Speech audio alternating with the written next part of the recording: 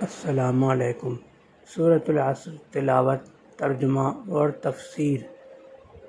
بسم اللہ الرحمن الرحیم۔ والعصر، زمانے کی قسم۔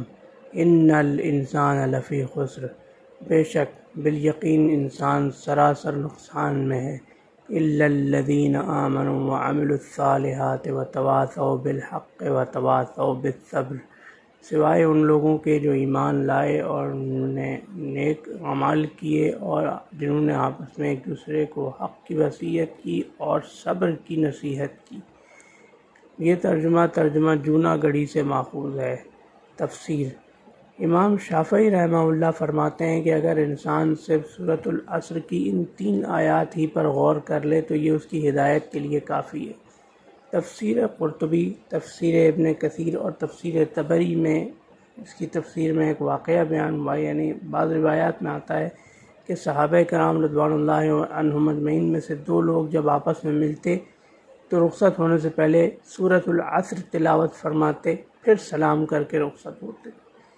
یہ بعض روایات میں منقول ہے۔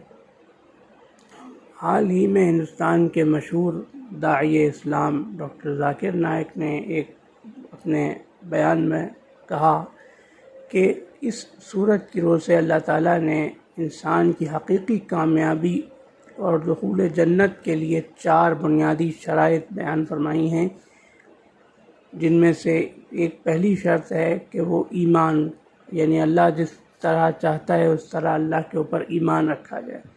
دوسری، سارے نیک اعمال، جتنے بھی نیک اعمال آپ کر سکتے ہیں وہ نیک اعمال کیے جائیں۔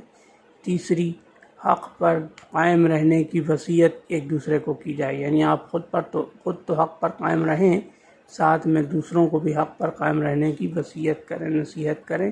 اور چوتھی آخری بات کہ آپ صبر کریں، یعنی خود تو صبر کریں ہی بلکہ دوسروں کو بھی صبر کرنے کی نصیحت کریں اور وصیت کریں۔